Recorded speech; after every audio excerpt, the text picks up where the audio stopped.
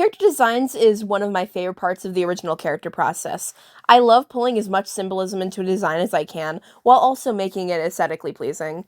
My Perdita characters have evolved a bit since my first drawings back in May 2024, but as I said in the last part, there is this thing called consistency, and it's pretty important. So before I start rigging and animating all that stuff, I gotta finalize my character designs. For Perdita, I wanted her to wear a sweater of some sort to show how she conceals her actual identity from everybody.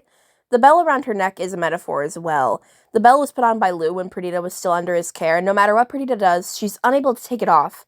The bell constantly rings. Whether she's on a date or just in general distress, the bell is ringing loudly to Perdita, and nobody else can hear it but her. The bell's a metaphor for how trauma can linger constantly and make you feel subhuman as a result. The stars in Perdita's eyes are meant to represent a sense of hope, that despite the pitch-black world she finds herself in, she is still clinging to that last shred of hope that if she just keeps trying, she'll break the curse on herself and finally be free. For Penelope, I have two different character sheets for her. One for when she's inside or in private, and one for when she's outside or at work. Penelope wears a cardigan while at work. This was given by her foster family when she was younger after her mother died. And like the community that raised her, the cardigan gives her warmth and protection from the world's cruelty, especially in the famine that they're currently under.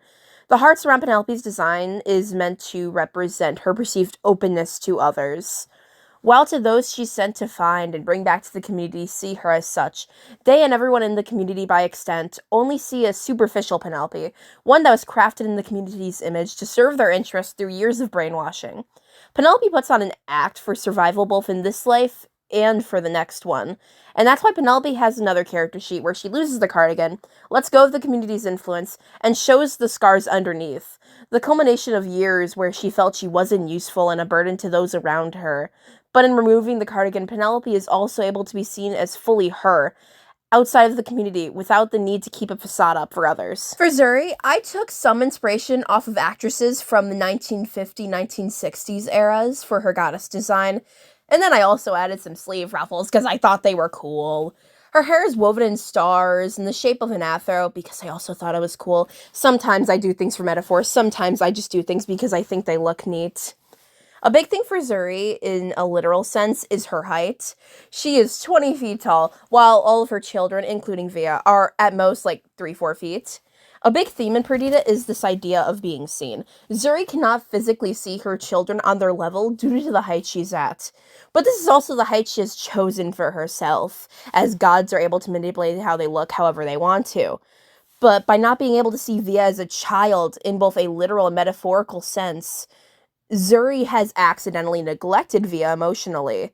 This leads Via to trying to find someone else to see her, and this wish to be seen sticks on in Perdita, even now for her. Lute dresses like fake royalty. His outfit is lined with gold all over in order to embellish himself, to fit the image he presents of himself as the savior to Willowbrook, as well as being above them in his eyes. The scar on his nose is a blemish not just on his face, but on his ego. Lute has an inflated sense of self-importance, if that wasn't already obvious because of the whole community thing he's been doing for like 12 years now, and has deluded himself into genuinely believing that he is the savior of Willowbrook in his own twisted way.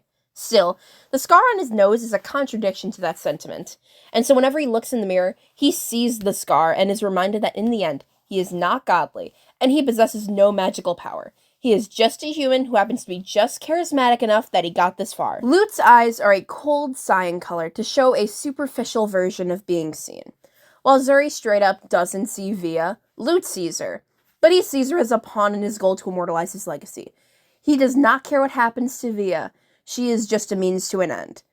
But Via is so desperate to be given that affection by somebody that she doesn't realize that the way Lute sees Via isn't actually seeing. It's grooming.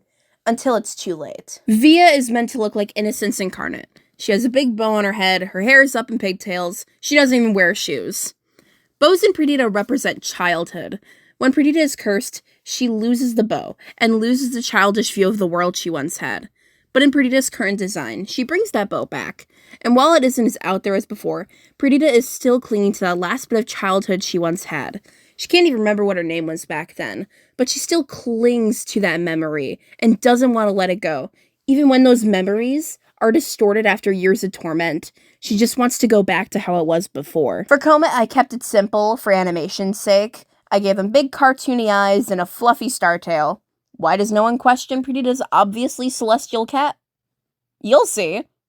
Originally, Comet was going to also have Zuri's symbol on their head, but 1, it was awkward, and 2, it looked too similar to Luna from Sailor Moon. There's a lot more stuff I put into all of the character designs, but I didn't want this video to be 10 minutes long, and also I think it's fun to hear what other people think designs represent. But with that, I now have all my character designs finalized. I put finalized in quotation marks because as I do animation and rigging tests, which I will bless you with as I make them, I might have to adjust designs in order to make them more animation friendly. But with this, I can now say I finalized my character designs, and in the next part, I will be finalizing my episode outline, as well as giving some general updates on how everything's coming along, cause boy do I have some updates. But this video is getting too long, so that's all for now. See you guys in the next part.